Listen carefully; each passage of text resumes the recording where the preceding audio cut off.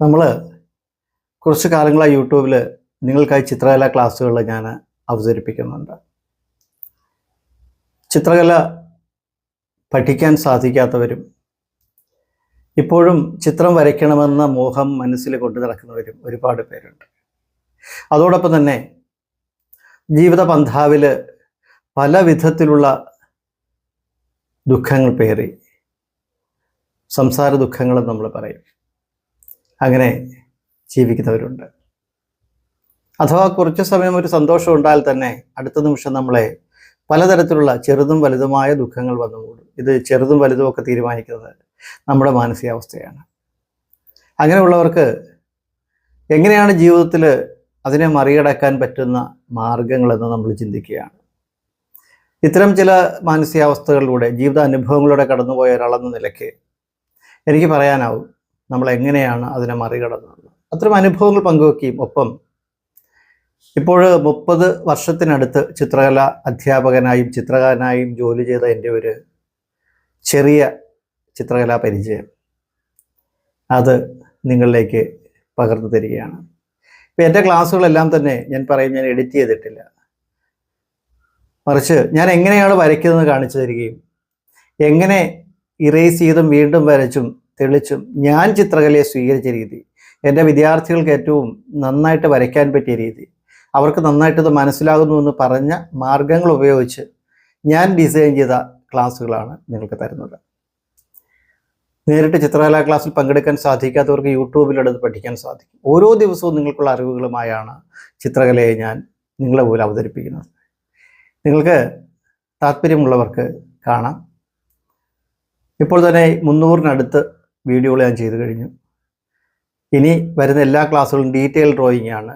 Blocking method, sketching method, പിന്നെ finishing, ഈ തത്വങ്ങളിലൂടെ ചിത്രകലയിൽ ലളിതമായി നിങ്ങൾക്ക് പഠിപ്പിച്ചു തരുന്നു. നിങ്ങൾക്ക് ഓൺലൈനായി എൻ്റെ ചിത്രകലാ ക്ലാസ്സിൽ ചേർത്ത് പഠിക്കണമെന്നുള്ളവർക്ക് നമ്മളെ കോൺടാക്റ്റ് ചെയ്യാം. നമ്മുടെ നമ്പർ ഡിസ്ക്രിപ്ഷനിൽ കൊടുത്തിട്ടുണ്ട്. അതല്ല യൂട്യൂബിലൂടെ പഠിക്കണമെങ്കിൽ തീർച്ചയായും എന്നെ പിന്തുടരുക. നമുക്ക് ഒന്നിച്ച് പഠിക്കാം. അങ്ങനെ നിങ്ങൾക്ക് ഒരു നല്ല ചിത്രകലാ പഠനത്തിൻ്റെ വാതായനങ്ങൾ തുറന്നുകൊണ്ട് ഞാൻ ആരംഭിക്കുകയാണ്. നിങ്ങൾക്ക് വേണ്ടി ഓരോ ദിവസവും ഞാൻ പ്രത്യേകം തീരുമാനിച്ച് ചിട്ടപ്പെടുത്തിയ ക്ലാസ്സുകളാണ് തരുന്നത്. നിങ്ങളുടെ വിലയേറിയ അഭിപ്രായങ്ങൾ അറിയിക്കുക. നിങ്ങളെ ചിത്രകലാ ക്ലാസ് കാണുക. ഒരുപാട് ഇഷ്ടം. എല്ലാവർക്കും നമസ്കാരം. ഞാൻ പറഞ്ഞതുപോലെ ഇന്നൊരു മാനിൻ്റെ തലയാണ് വരയ്ക്കുന്നത്. അതായത് ഇത് വരയ്ക്കുന്നത് എങ്ങനെയാണ് നമ്മൾ ചിത്രം വരയ്ക്കേണ്ടത് എന്ന് പഠിപ്പിക്കുന്ന രീതിയാണ്. അല്ലാതെ ഒരു കലമാന്യോ പുള്ളിമാന്യോ അല്ലെങ്കിൽ മൃഗങ്ങളെയൊക്കെ വരച്ച് പഠിപ്പിക്കുക മാത്രമല്ല, ഇത് ചിത്രകല എങ്ങനെ നമുക്ക് സ്വായത്തമാക്കാം, എങ്ങനെയാണ് നമ്മൾ ചിത്രം വരയ്ക്കേണ്ടതെന്ന് കൃത്യമായി പറഞ്ഞു തരുന്ന ഒരു വഴിയാണ്. അതിന് ഞാനിപ്പോൾ പഴയതുപോലെ ചില ബ്ലോക്കിംഗ് മെത്തേഡുകൾ ആദ്യം കാണിച്ചുകൊണ്ട് നിങ്ങളെ ചിത്രം വരയ്ക്കുന്ന പൂർണ്ണമായും കാണിച്ചു തരാം. ആദ്യം ഞാൻ ഈ വശത്ത് നോക്കൂ, ഒരു മാനിൻ്റെ തല ഞാനിങ്ങനെ കണ്ടിട്ടുണ്ട്. അത് വരയ്ക്കാൻ വേണ്ടി ആദ്യം ഞാൻ ഇതുകൊണ്ട് ചാർക്കോൾ പെൻസിൽ കൊണ്ടാണ് നിങ്ങളെ കാണിക്കാൻ വേണ്ടിയിട്ടാണ്. ആദ്യം ആ തലയുടെ ഒരു സർക്കിളായിട്ടിടുക. ആ മുന്നോട്ടുള്ള മൂക്കൊക്കെ വരുന്ന ഭാഗത്ത് നോക്കാതെ ഒരു സർക്കിളായിട്ടിടുക. എന്നിട്ട് ഇവിടെ ചെവി വരുമെന്ന് അടയാളപ്പെടുത്തുക. ഇവിടെ ഈ ചെവിയും അടയാളപ്പെടുത്തുക. അതിനുശേഷം ഇങ്ങോട്ട് നോക്കും, മുൻപോട്ട്. ഇവിടെ അതിൻ്റെ മൂക്ക് തുടങ്ങിയ ഭാഗങ്ങൾ വരും. ഇത് ഒന്ന്. ഇവിടെ നോക്കുക.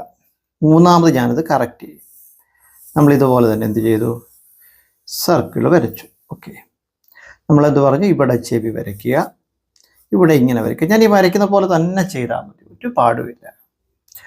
ഇത് ഇവിടെ നമ്മൾ മൂക്കിൻ്റെ ഭാഗം കണ്ടോ, ഇത്രയും നമ്മൾ ഇവിടെ ചെയ്തിട്ടുണ്ട്. എന്നിട്ട് നമ്മൾ എന്ത് ചെയ്യണം, ഇവിടെ പതുക്കെ നമുക്ക് മുകളിൽ എന്ത് വേണമെങ്കിലും ഒന്ന് ഷേപ്പ് ചെയ്ത് നോക്കാം. ഇതൊക്കെ ബ്ലോക്കിംഗ് ആണ്. രണ്ടിപ്പോൾ സ്കെച്ചിങ്ങിലേക്കാണ് ഇപ്പോൾ നിൽക്കുന്നത്. ഞാൻ ഇതുവരെ ഇങ്ങനെയല്ല പഠിപ്പിച്ചിട്ടുള്ളത്, ഒറ്റയടിക്ക് വരയ്ക്കുകയാണ്. അപ്പോൾ അത് നിങ്ങളും ശ്രദ്ധിക്കുക. പുറത്ത് നല്ല സ്വരമൊക്കെ കേൾക്കും, മൈൻഡ് ചെയ്യേണ്ട. ഇങ്ങനെ നിൽക്കുക, നോക്കുക, ഇങ്ങനെ വരയ്ക്കുക. അതിനുശേഷം നമ്മളിത് ഇങ്ങനെ വരച്ചിട്ട് അടുത്ത ചെവിയുടെ ഭാഗം. ഞാൻ വീണ്ടും പറയുന്നത്, ഇത് ഞാനൊരു ചിത്രം കണ്ടിട്ടാണ് വരയ്ക്കുന്നത്, മെമ്മറി സ്കെച്ച് അല്ല. ഇത് പറയാൻ കാരണം പലരും നമ്മളോട് പറയുന്നത്, മാഷേ നോക്കി വരയ്ക്കാനേ അറിയൂ, മെമ്മറി വരയ്ക്കാൻ അറിയില്ല. ഞാൻ ഉറപ്പായിട്ട് പറയുന്നു, നമ്മളൊരു ചിത്രം നോക്കി വരയ്ക്കുന്നത് കലയാണ്. നമ്മൾ നോക്കിയല്ലേ വരയ്ക്കേണ്ടത് ആദ്യമേ, അല്ലേ? നമ്മൾ പ്രകൃതിയിൽ ഇല്ലാത്ത ഒന്നിനെ ആവിഷ്കരിക്കാറുണ്ട്. അത് നമ്മൾ ക്രിയേറ്റീവ് ആർട്ട് എന്നാണ് പറയുന്നത്. മറ്റേ നമ്മൾ വസ്തുക്കളെ കണ്ടു വരയ്ക്കുക, സ്റ്റിൽ ലൈഫ് സ്കെച്ച് തുടങ്ങിയ ഒരുപാട് സ്കെച്ചിങ് രീതികളുണ്ട്.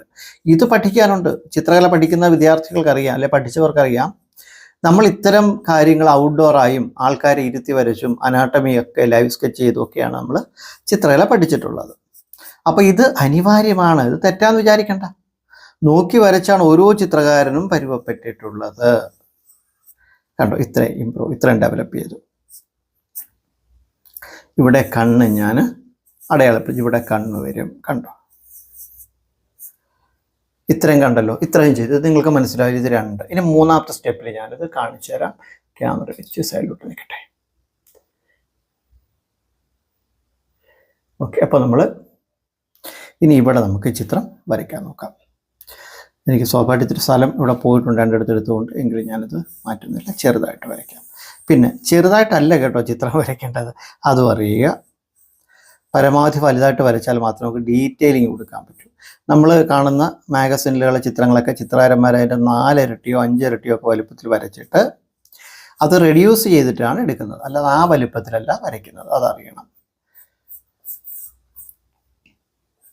നിങ്ങൾ പോക്കറ്റ് കാർട്ടൂണൊക്കെ കണ്ടു കാണും. ഒരു സമയത്ത് മലയാള മനോരമ അടക്കമുള്ള വീക്കിലികളിലൊക്കെ എൻ്റെ പോക്കറ്റ് കാർട്ടൂണുകൾ വന്നുകൊണ്ടിരുന്നു.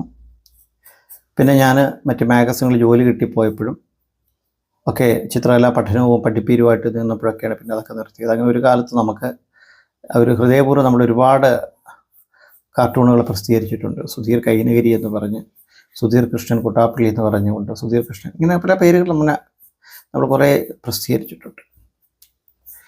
കണ്ടോ, ഞാനിപ്പോൾ ഇങ്ങനെ വരയ്ക്കുകയാണ്. ഇതിൽ നിന്ന് 3ാമത്തെ ഭാവത്തിലേക്ക് കേട്ടോ. ഇത് കാണുക. വിരൽ വിറയ്ക്കാം, വര തെറ്റാം, ഒരു കുഴപ്പമില്ല. ഇതൊക്കെയുണ്ട് നമ്മുടെ ജീവിതത്തിൽ. കണ്ടോ, ഇനിയിപ്പോൾ നിങ്ങൾക്ക് എൻ്റെ സ്വരം കേൾക്കണമെന്ന് തന്നെയില്ല, മ്യൂട്ട് ചെയ്തിരുന്ന് കാണാം. കാരണം ഞാൻ ഇതിനിടയ്ക്ക് തന്നെ മറ്റൊരു വിഭാഗത്തിൻ്റെ മറ്റ് മിത്രങ്ങൾക്ക് വേണ്ടി കൂടിയാണ് സംസാരിക്കുന്നത്. ചിത്രകാരന്മാർക്ക്, ചിത്രകല മാത്രം പഠിക്കാൻ വരുന്നവർക്ക് വേണ്ടിയല്ല പിന്നീട് സംസാരിക്കുന്നത്. അവർക്ക് വേണ്ടി ഇത് വരയ്ക്കുകയും ഇത് ആവശ്യമുള്ള, സ്ഥിരമായി നമ്മളുമായി ബന്ധപ്പെടുന്ന, ഒരു ആകുലതകൾ പറയുന്ന, ജീവിതത്തിൻ്റെ പ്രാരബ്ധ കർമ്മങ്ങളിൽ പെട്ടുഴറുന്ന ഒരുപാട് മിത്രങ്ങളുണ്ട്. അവർക്ക് ഞാൻ പഠിച്ചതും അനുഭവിച്ചതുമായ കരകയറിയതുമായ കാര്യങ്ങളെ നമ്മൾ ഹൃദയപൂർവ്വം അവതരിപ്പിക്കാറുണ്ട്. ഒന്നും ഒരു പാഴ്വാക്കല്ല, വര പോലെ തന്നെ ശുദ്ധമാണ് വാക്കും. നോക്കുക, ഇപ്പം നമ്മളിങ്ങനെ വരച്ചു കേട്ടോ. ഇവിടെ നമുക്ക് ഇറേസർ ഉപയോഗിക്കാൻ ഒരു മടിയും വിചാരിക്കേണ്ട. ഇറേസർ എടുക്കാം. ഇപ്പം ഞാൻ തൽക്കാലം ഈ സ്കെച്ചിങ് അതായത് നമ്മുടെ ചാർക്കോൾ പെൻസിൽ കൊണ്ട് തന്നെ ചെയ്യണം. ഒന്ന് ഷാർപ്പൻ ചെയ്യട്ടെ. 1 മിനിറ്റ് ഷാർപ്പൻ ചെയ്യുക മാത്രമല്ല, ഞാനൊന്ന് ചെറുതായിട്ട് ഇറേസ് ചെയ്തു. അറിയുക, ചാർക്കോൾ പെൻസിൽ കൊണ്ട് വരച്ചാൽ നമുക്ക് ഇറേസ് ചെയ്ത് കളയാൻ പറ്റില്ല. അത് കരിക്കട്ടയാണ്, അതിങ്ങനെ കറുത്ത് കിടക്കും. ഞാൻ പതുക്കെ ഇത് നോക്കിക്കൊണ്ട്, പിന്നെ നിങ്ങൾ അറിയേണ്ടത്, എപ്പോഴും നമ്മൾ നോക്കി വരയ്ക്കുന്ന ചിത്രം അതുപോലെ തന്നെ വരയ്ക്കണമെന്നില്ല. അവിടെയും ചിത്രകാരൻ്റെ ആവിഷ്കാര സ്വാതന്ത്ര്യം നമ്മൾ പ്രകടിപ്പിക്കേണ്ടതാണ്. ഓക്കെ, അപ്പോൾ നമുക്ക് ഇഷ്ടങ്ങൾ, അല്ലാതെ ഇതുപോലെ ഇത്ര രോമമുണ്ട് മുഖത്തല്ലേ, ഇതിൻ്റെ തലയിലൊക്കെ, അത്രയും നമ്മൾ എണ്ണി വരയ്ക്കാൻ പറ്റില്ലല്ലോ. അപ്പോൾ അതിനെ തോന്നിപ്പിക്കുന്ന രീതിയിലാണ് നമ്മൾ ചെയ്യേണ്ടത്. അത് ചിത്രകാരൻ്റെ ചിത്രകലയുടെ ഒരു ധന്യതയാണ്, അറിവാണ്.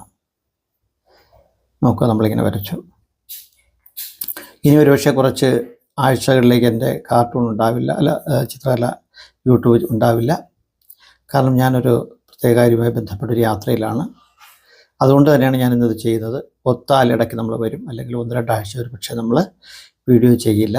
എന്നിരുന്നാലും നിങ്ങൾ പഠിക്കുന്നൊരു ഇത് തുടരണം. നമ്മൾ ഈശ്വരാനുഗ്രഹം കൊണ്ട് പൂർവാധികം ശക്തിയോടെ തിരിച്ചു വരും.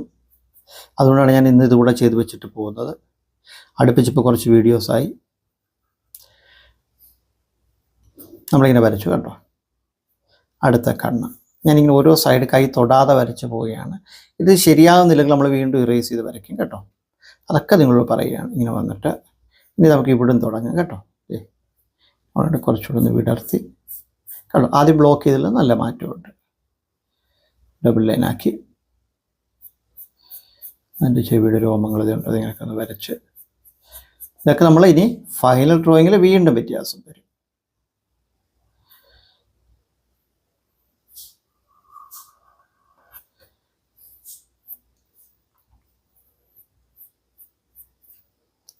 പുതുവർഷം അണയുകയാണ്. നമ്മൾ പലപ്പോഴും നമുക്ക് ജീവിതത്തിൽ സന്തോഷിക്കാൻ പറ്റാത്ത ചില കാര്യങ്ങളെക്കുറിച്ച് പറയാം. ഗതകാലങ്ങളിൽ, കഴിഞ്ഞ കാലങ്ങളിൽ നമ്മൾ സംഭവിച്ചു പോയ ചില കാര്യങ്ങൾ, അത് നമ്മളിങ്ങനെ വേട്ടയാടിക്കൊണ്ടിരിക്കും. അന്ന് ഞാനത് ചെയ്തില്ലായിരുന്നുവെങ്കിൽ ഇന്നിങ്ങനെ ആവാം, അന്ന് ഞാൻ ആ വസ്തു വിറ്റ് കളഞ്ഞില്ലെങ്കിൽ എത്ര വില കിട്ടിയേനെ, അന്ന് ഞാൻ അവരോട് അങ്ങനെ പറഞ്ഞില്ലായിരുന്നുവെങ്കിൽ എനിക്ക് കുറച്ചുകൂടെ നല്ല ബന്ധങ്ങൾ കിട്ടുമായിരുന്നു. നമ്മളിങ്ങനെ കഴിഞ്ഞ കാലങ്ങളിൽ സംഭവിച്ച പല കാര്യങ്ങളെയും ഓർത്തുകൊണ്ട് ഈ നിമിഷങ്ങളിൽ ജീവിക്കാൻ മറന്നു പോകുന്നത് കൊണ്ടാണ് നമുക്ക് ദുഃഖങ്ങൾ ഉണ്ടാകുന്നത്. നമ്മളാരും പൂർണ്ണരല്ല, അല്ലേ? നമുക്കൊക്കെയും പലതും സംഭവിക്കാം. അതിനെ തെറ്റെന്നും ശരിയെന്നും ഒക്കെ വിശകലനം ചെയ്യാതിരിക്കാം. നമ്മൾക്ക് തെറ്റെന്ന് തോന്നുന്ന പലതും ശരിയായി ചെയ്യുന്ന ആൾക്കാരുണ്ട്, അവർക്കത് ശരിയാണ്. നമ്മൾ പരദ്രോഹമില്ലാതെ അറിഞ്ഞുകൊണ്ട് പരമാവധി മറ്റൊരാളെ ദ്രോഹിക്കാതിരുന്ന് മുന്നോട്ട് പോയിട്ട് നമുക്ക് വരുന്ന അബദ്ധങ്ങൾ ഒന്നും ഒരു തെറ്റല്ല. കാരണം നമ്മൾ പൂർണ്ണരല്ല. അതിനെ ഓർത്ത് നമ്മുടെ ഈ നിമിഷങ്ങളെ കളയരുത്. നിങ്ങൾക്ക് ഇന്നലെ വരെ എന്തൊക്കെ നിങ്ങൾക്ക് സംഭവിച്ചിട്ടുണ്ടോ, അല്ലെങ്കിൽ അറിയാതെ നിങ്ങൾ എന്തൊക്കെ ചെയ്യേണ്ടി വന്നിട്ടുണ്ടോ, അതിനെ പേറി നടന്ന് ഈ നിമിഷങ്ങളെ നിങ്ങൾ ഇല്ലാതാക്കുക. നമ്മൾ ആരും അങ്ങനെ ചെയ്യാൻ പാടില്ല. പലപ്പോഴും നമ്മുടെ ജീവിതത്തിൽ സംഭവിക്കുന്നതൊക്കെ നമ്മളൊരു സാക്ഷി മാത്രമാണ്. ഇതിങ്ങനെ ഞാൻ കാരണമല്ലേ അങ്ങനെ സംഭവിച്ചതെന്ന് അറിയുക. നമുക്ക് മുൻപൊരു നിയതിയുണ്ട്, പ്രപഞ്ചത്തിനൊരു തീരുമാനമുണ്ട്. പ്രപഞ്ചം എഴുതി വെച്ച സ്ക്രിപ്റ്റിന് വേണ്ടും വിധം, അല്ലെങ്കിൽ അതിന് അനുയോജ്യരായിട്ട് നമ്മൾ അറിയാതെ അഭിനയിക്കുകയാണ് ഇവിടെ. നമ്മൾ പലതിനും ഏറ്റെടുത്തിട്ട് ഞാനെന്നത് ചെയ്തു. അങ്ങനെയൊന്നുമില്ല. ഇങ്ങനെ ഒന്നും നിലനിന്നാലുള്ള ഗുണമെന്ന് പറഞ്ഞാൽ നമുക്ക് പലതിനോടുമുള്ള അറ്റാച്ച്മെൻറ്റുകൾ, കെട്ടുപാടുകൾ, നമുക്ക് പലതും തരുന്ന ദുഃഖങ്ങൾ, സുഖങ്ങളൊക്കെ നമ്മളൊരു ഡിറ്റാച്ച്മെൻറ്റോടുകൂടി പലതിനും നമുക്ക് കാണാനാവും. കാരണം നമ്മൾ പലതിനും സാക്ഷിയായി കഴിഞ്ഞാലുള്ള പ്രശ്നം എന്ന് പറഞ്ഞാൽ നമുക്ക് പലതിൽ നിന്നും മോചനം ഉണ്ടാവില്ല. ഞാൻ കാരണം ഒന്നും അങ്ങനെ ചെയ്യേണ്ടി വന്നില്ല, ഞാനത് ചെയ്തില്ലായിരുന്നല്ലോ, എത്ര നല്ലായിരുന്നു. നമ്മൾ അനുഭവിക്കേണ്ടത് നമുക്ക് വരിക തന്നെ ചെയ്യും. എന്നാൽ അനുഭവങ്ങളെ നല്ല അറിവുകളാക്കി മാറ്റി നമുക്ക് വരും കാലങ്ങളിൽ അതിനനുസരിച്ച് ജീവിക്കാനാകുന്നതാണ് നമ്മുടെ ജീവിതത്തിൻ്റെ ഏറ്റവും വലിയ വിജയം എന്ന് പറയുന്നത്. പലരും പറയാറില്ല, എനിക്ക് അങ്ങനെ കടമുണ്ട്, ഈ കടമുണ്ട്, കടബാധ്യതയിൽ നിന്നും കയറാൻ പറ്റുന്നില്ല, ഞാൻ എന്തിനു ജീവിക്കണം എന്നൊക്കെ പറയും. നമ്മൾ പലപ്പോഴും ചില കംഫർട്ട് സോണുകളിൽ നിന്നാണ് ജീവിക്കുന്നത്. നമുക്ക് ജീവിക്കാനും ധനസമ്പാദനത്തിനും നൂറുകണക്കിന് വഴിയുണ്ട്, ഹിതകരമായ മാർഗങ്ങളിലൂടെ. നമ്മളത് കണ്ടെത്തണം. നമുക്ക് പറഞ്ഞു തരുന്ന ഒരു ആചാര്യനോ ഒരു ഗുരുവോ ഒന്നും നമുക്ക് വഴി കൊണ്ടു തരില്ല. എങ്ങനെയാണ് ആ വഴിയെന്നവർ കാട്ടിത്തരിക മാത്രമാണ് ചെയ്യുന്നത്. അതുകൊണ്ട് നമ്മെ നാം തിരിച്ചറിഞ്ഞുകൊണ്ട് നമുക്ക് എന്തൊക്കെ ചെയ്യാൻ പറ്റും, നമ്മുടെ കഴിവുകളെ ഒരാൾ തിരിച്ചറിഞ്ഞാൽ അപ്പോഴയാൾ വിജയിച്ചു എന്നതാണ്. അയാളുടെ അന്തർലീനമായിരിക്കുന്ന കഴിവുകൾ എന്തെന്ന് ഓരോ വ്യക്തിയും ഒന്ന് തിരിച്ചറിഞ്ഞാൽ നമ്മൾ വിജയിക്കും. നമ്മുടെ മുമ്പിൽ വിജയിച്ച് നിൽക്കുന്ന എത്രയോ പേരുണ്ട്, എത്രയോ മഹത് വ്യക്തികളുണ്ട്, വലിയ വലിയ സംരംഭകർ, ബിസിനസ്സുകാരൊക്കെ ഉണ്ടല്ലേ. അവരൊക്കെ ജീവിതത്തിൽ ഒരുപക്ഷെ ജനിച്ചപ്പോൾ തന്നെ ധനവുമായിട്ടൊന്നും അല്ല വന്നത്. ഒരുപക്ഷെ അവരുടെ നിശ്ചയദാർഢ്യം, ജീവിതത്തിനെ അവർ നോക്കിക്കണ്ട രീതി, നെഗറ്റീവുകളിൽ പെട്ടുപോകാതിരിക്കുക, അങ്ങനെയൊക്കെയുള്ള കാര്യങ്ങളാണ് പലരുടെയും ജീവിതത്തിലേക്ക് ഉയർത്തിയത്. നമ്മളൊക്കെ അങ്ങനെ പെട്ടുപോയ സമയങ്ങളിൽ അതിനെ എങ്ങനെ മറികടക്കാമെന്ന് മാത്രമാണ് ചിന്തിച്ചിരുന്നത്. അതുകൊണ്ടാണ് പലപ്പോഴും ജീവിതത്തിൽ നമുക്ക് നിലനിന്ന് പോകാനായത്. അങ്ങനെ നമ്മുടെ നിശ്ചയദാർഢ്യം കൊണ്ട് നമ്മൾ ഗതകാലങ്ങളിൽ നമ്മൾ സംഭവിച്ചു പോയ കാര്യങ്ങൾ ഓർത്ത് പരിതപിച്ചും പരാതി പറഞ്ഞും പരിഭവം പറഞ്ഞും കണ്ണീർ വാർത്തൊന്നും ഇരിക്കാതെ ഇനി എന്താണ് അടുത്ത് എനിക്ക് ചെയ്യാനുള്ളതെന്ന് ചിന്തിക്കുക. അങ്ങനെ നിൽക്കുമ്പോഴാണ് നമുക്ക് എന്തുണ്ടാവുന്നത്, ഈ ജീവിതത്തിനെ ഒരു സ്പോർട്സ്മാൻ സ്പിരിറ്റോട് കൂടി എടുക്കാനാവുന്നത്. എനിക്കൊക്കെ എന്തോരം അറിവുണ്ട്, ജീവിതത്തിൽ അനുഭവങ്ങളുണ്ട്. അനുഭവങ്ങളിൽ നിന്ന് കിട്ടിയ നല്ല പൊള്ളുന്ന അറിവുകൾ, അതൊന്നും ഞാൻ അങ്ങനെ വേണമെന്ന് വിചാരിച്ചിട്ടല്ല, വന്ന് ഭവിച്ചതാണ്. പിന്നീട് ഞാനതിനെയൊക്കെ വിട്ടുകൊടുത്തൊക്കെ പ്രപഞ്ചഹിതമാണെന്ന് കരുതി, അല്ലെങ്കിൽ എനിക്ക് എന്തുകൊണ്ട് ഇങ്ങനെ വന്നു, ഞാൻ ഒന്നിനെയും നോവിക്കാത്ത ഒരാളല്ലേ എന്നൊക്കെ ചിന്തിച്ചാൽ പറ്റില്ല. അറിയില്ല, നമുക്കറിയാത്ത ഒരുപാട് കാര്യങ്ങൾ ഇവിടെ ഉണ്ട്. നമ്മൾ അനുഭവിക്കേണ്ടതിനൊക്കെ എന്തെങ്കിലും ഒരു കാരണം, ഒരു കാര്യത്തിനൊരു കാരണം ഉണ്ടെന്ന് പറയുന്നതൊക്കെ ഉണ്ടാവും. നമ്മളതിനൊക്കെ അംഗീകരിക്കണം കേട്ടോ. അപ്പോൾ അങ്ങനെയാണ് നമുക്ക് പറയാനുള്ളത്. അപ്പോൾ അതിനെ നോക്കും. ഞാൻ വളരെ പതിയെ വരയ്ക്കുകയാണ് ചിത്രം. ഇതിനകത്ത് തന്നെ ചെറിയ ചെറിയ ഷെയ്ഡുകളൊക്കെ കൊടുത്തുകൊണ്ട്, ഇപ്പോൾ നമ്മൾ വരച്ച പല രീതികൾ നിങ്ങൾ കണ്ടത്, ഇവിടെ ഒരു ഷെയ്ഡ് വരും, ഇതൊക്കെ റിയൽ ഒരു ഫോട്ടോ കണ്ടിട്ടാണ് ചെയ്തത് കേട്ടോ. ഇപ്പോൾ നമുക്ക് കണ്ണൊക്കെ പിന്നെ വരയ്ക്കാം. എന്നാലും ഞാനിവിടെ വരേണ്ടത് രോമമൊക്കെ വരയ്ക്കുന്ന രീതിയുണ്ടോ, ഇങ്ങനെ വരയ്ക്കാൻ പറ്റും.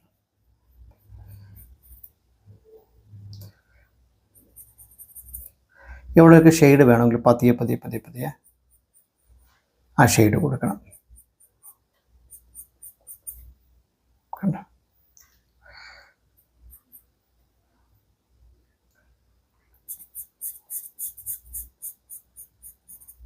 ഈ ഷെയ്ഡ് വരയ്ക്കുമ്പോൾ ഒരു വശത്തേക്ക് മാത്രം വരയ്ക്കുക. ഇനി ഇവിടെ ഈ ഒരു വെളുത്ത ഒരു പുള്ളി പോലുണ്ട് ഇവിടെ, അത് ഞാൻ കാണിക്കാം. അവിടെ അതിൻ്റെ ചുറ്റും ഇങ്ങനെ കറുപ്പിക്കൽ ഇങ്ങനെ വരയ്ക്കുക. കണ്ടോ? അപ്പോൾ അത് സ്വാഭാവികമായിട്ട് അവിടെ ഒരു പുള്ളി, ഒരു വെളുത്ത ഇതുള്ള നമുക്ക് തോന്നും. അപ്പോൾ നമ്മൾ ഇവിടെയൊക്കെ അല്പം, എല്ലായിടത്തും വരയ്ക്കേണ്ട, നിഴലും വെളിച്ചവും കാണുന്നിടത്ത് മാത്രമൊന്ന്. ചിത്രകലയിൽ നിഴലും വെളിച്ചവും അല്ലേ, ലൈറ്റ് ആൻഡ് ഷാഡോ നമ്മൾ പഠിപ്പിക്കാറുണ്ട്. അതുപോലെ അത് കണ്ടിട്ട് പിന്നെ വരകളിലുണ്ടാകുന്ന വ്യത്യാസം, ഒരു ചിത്രകാരൻ വരയ്ക്കുന്ന രീതി, ഇതൊക്കെയാണ് നമുക്ക് ചിത്രം പഠിക്കാനും വരച്ച് അതിനെ നന്നായിട്ട് എടുക്കാനും സാധിക്കുന്നത്. ഒരു ചിത്രകാരന്മാരുടെ ശൈലികളിലൂടെ നമ്മൾ പഠിക്കുമ്പോഴാണ്. എന്നിട്ട് നമ്മൾ നമ്മുടെ ശൈലിയിൽ ആവിഷ്കരിക്കണം. ഇപ്പോൾ ഞാൻ ഈ വരച്ചതിനേക്കാൾ മനോഹരമായിട്ട് നിങ്ങൾക്ക് വരയ്ക്കാനാവും. ഞാനിവിടെ ഒന്ന് പഠിപ്പിക്കാൻ വേണ്ടിയാണ് ഇരിക്കുന്നത്. ചിത്രകല തീർത്തും അറിയാത്തവർക്ക് ഒന്ന് പറഞ്ഞു കൊടുക്കാനാണ്, അല്ലാതെ ഒരു പൂർണ്ണ ചിത്രം വരയ്ക്കാനൊന്നുമല്ല. പെൻസിൽ ഉപയോഗിക്കുന്ന രീതി ഉണ്ടല്ലോ, ഇത് നിങ്ങൾ വീണ്ടും വീണ്ടും കണ്ടാൽ നിങ്ങൾക്ക് മനസ്സിലായി ഞാൻ എങ്ങനെയാണ് പെൻസിൽ ഉപയോഗിച്ചേക്കുന്നത്. ഒരുപക്ഷെ ഇതിനേക്കാൾ മനോഹരമായിട്ട് നിങ്ങൾക്ക് ഒരുപക്ഷെ നല്ല വരയ്ക്കാനോ ആവും. ഇവിടെ ഞാനിങ്ങനെ സംസാരിച്ചുകൊണ്ട് വരയ്ക്കുന്നൊരു പൂർണ്ണത ഒന്നും കിട്ടില്ല. പക്ഷേ എങ്ങനെയാണ് വരയ്ക്കേണ്ടതെന്നൊരു തത്വമാണ് ഞാനിവിടെ പറഞ്ഞു തരുന്നത്. കണ്ട് ഈ ചിത്രം കുറച്ച് ഷെയ്ഡിലൂടെ വരത്തുള്ളൂ, ഡീറ്റെയിൽ ആയിട്ട്. ഇതൊക്കെ ചെവിയുടെ അകത്ത ഭാഗമാണിത്. നോക്കൂ എങ്ങനെയാണ് കാണുന്നത്. ഇവിടെ കൊണ്ട് ചെവി ചേരുകയാണ്. ഈ വര നമ്മളൊന്ന് തെളിച്ച് വരച്ചിട്ട് ചിലപ്പോൾ ഒരു 25 മിനിറ്റോളം ക്ലാസ് പോയിരിക്കും. എന്നാലും നിങ്ങൾക്ക് നഷ്ടമാവില്ല. 10-25 മിനിറ്റ് ഒരു ക്ലാസ്സിലിരിക്കുന്ന ചെറിയ കാര്യമല്ല കേട്ടോ, പഠിക്കാനായിട്ട് തന്നെ ഇരിക്കുക. അപ്പോൾ നിങ്ങൾക്കിത് മനസ്സിലാവും. ഇത് വരയ്ക്കുക, നിങ്ങൾ ഇതിനേക്കാൾ നന്നായിട്ട് വരച്ചിട്ട് അയക്കണം. എനിക്ക് ഒരുപാട് പേര് അയച്ചു തരുന്നുണ്ട്. ഇപ്പം ഞാൻ ഈ 3 തലത്തിനെ കുറിച്ച് സംസാരിച്ചു.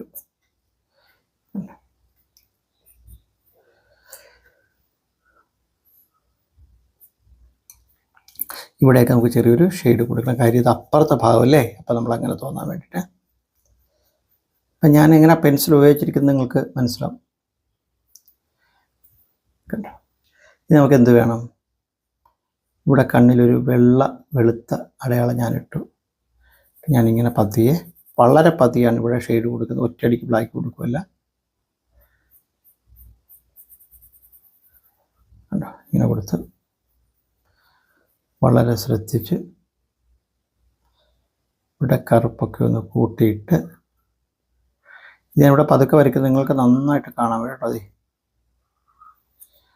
ഇനി നമ്മളിവിടെ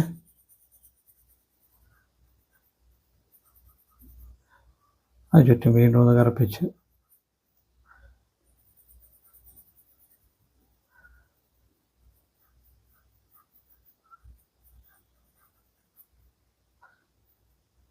നമ്മൾ ബോധപൂർവ്വം ചിലടത്ത് കൊടുക്കുന്ന ചെറിയൊരു ലൈറ്റുണ്ട്. അതാണ് ആ ചിത്രത്തിൻ്റെ ജീവൻ എന്ന് പറയുന്നത്.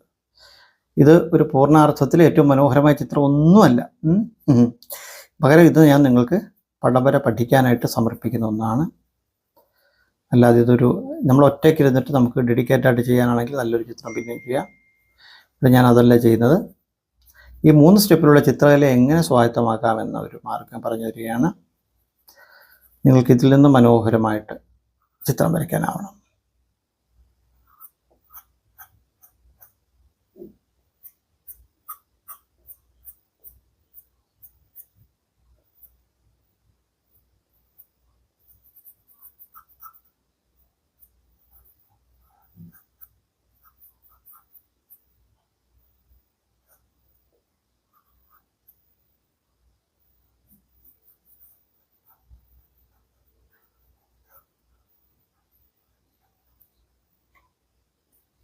കണ്ടോ? കണ്ണൊക്കെ പതുക്കെ വരച്ചു, വെളുത്തെളിച്ചു. ഇവിടെയൊക്കെ ചെറിയ ചെറിയ ഷെയ്ഡൊക്കെ കൊടുത്ത്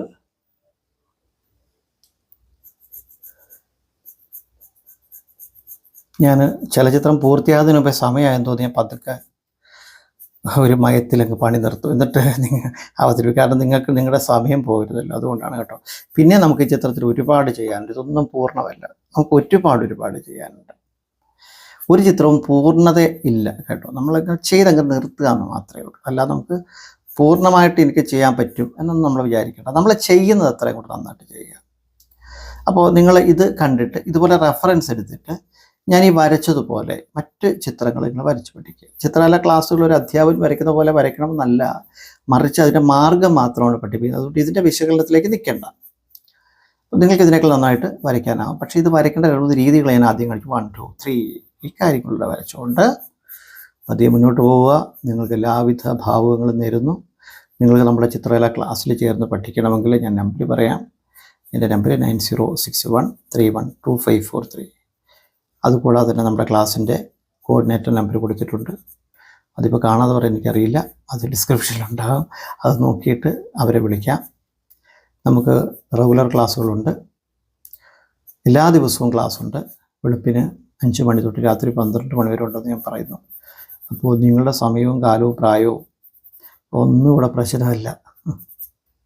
ഓഷോ പറഞ്ഞ പോലെ നിങ്ങൾ ഏത് പ്രായത്തിലുണ്ടെന്നുള്ളതല്ല, ഏത് പ്രായക്കാരനെ പോലെ പെരുമാറുന്നു എന്നുള്ളതാണ് കാര്യം. അതുകൊണ്ട് ആരും പ്രായത്തെ ഓർത്ത് പറയാറുണ്ട്, പ്രായമൊന്നുമില്ല. നമുക്ക് 10 വയസ്സുള്ള കുട്ടിയാകാം, 90 വയസ്സുള്ള ഒരാളാവാം, ഒരേ ഇടത്ത് നിന്നുകൊണ്ട്. അതൊക്കെ നമ്മുടെ മനസ്സാണ്. അതുകൊണ്ട് കാലത്തിന്, പ്രായത്തിന്, ദേശത്തിന്, അനുഭവങ്ങളെ, ഈ നിമിഷങ്ങളൊക്കെ അതിജീവിച്ചുകൊണ്ട് നമുക്ക് നമ്മുടെ ഇഷ്ടങ്ങളിലേക്ക് കിടക്കാം. അങ്ങനെ ആവട്ടെ എന്ന് പ്രാർത്ഥിക്കുന്നു. ഞാനിത് ഫൈനൽ ചെയ്യുകയാണ്. എങ്കിലും പറയുന്നു, ചിത്രം പൂർണ്ണമല്ല.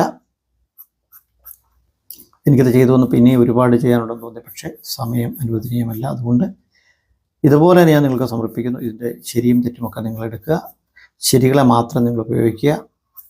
നിങ്ങൾക്ക് വീണ്ടും ഇതിനേക്കാൾ നല്ല ചിത്രം വരയ്ക്കാനാവട്ടെ എന്ന് പ്രാർത്ഥിക്കുന്നു. അപ്പോൾ എന്തായാലും ചെവിയെ കുറച്ചുകൂടെ വലുതാക്കി വരയ്ക്കാം കേട്ടോ. ഞാനിപ്പോൾ ഡിസൈൻ ചെയ്യാനുള്ള സമയം കൊണ്ടും വരച്ച് തീരാനുള്ള സമയം കൊണ്ടാണ് ഇതൊക്കെ എല്ലാം ചെറുതാക്കിയത്. അല്ലെങ്കിൽ നമുക്കിത് വരച്ച് തീരാൻ പറ്റില്ല, കാര്യം ഇതിന് തന്നെ കുറേ ഡീറ്റെയിൽ കൊടുക്കണം. എൻ്റെ ഉദ്ദേശം ഇത് നിങ്ങൾ എങ്ങനെയെങ്കിലും പഠിപ്പിച്ചെടുക്കുക എന്നുള്ളതാണ്. അതുകൊണ്ട് ഞാൻ വളരെ പെട്ടെന്ന് വരച്ചാണ്. അപ്പോൾ നിങ്ങൾക്ക് എല്ലാവിധ നന്മകളും നേരുന്നു. അടുത്ത ചിത്രം നമുക്ക് ഉടനെ കാണാം. എല്ലാവർക്കും ഒരുപാട് ഇഷ്ടം. ഇപ്പോൾ ഈ ചിത്രം ഞാൻ നിങ്ങൾക്കായി സമർപ്പിക്കുന്നു. നോക്കുക, വരയ്ക്കുക, അഭിപ്രായങ്ങൾ അറിയിക്കുക, പിന്തുടരുക. നന്ദി, സ്നേഹം.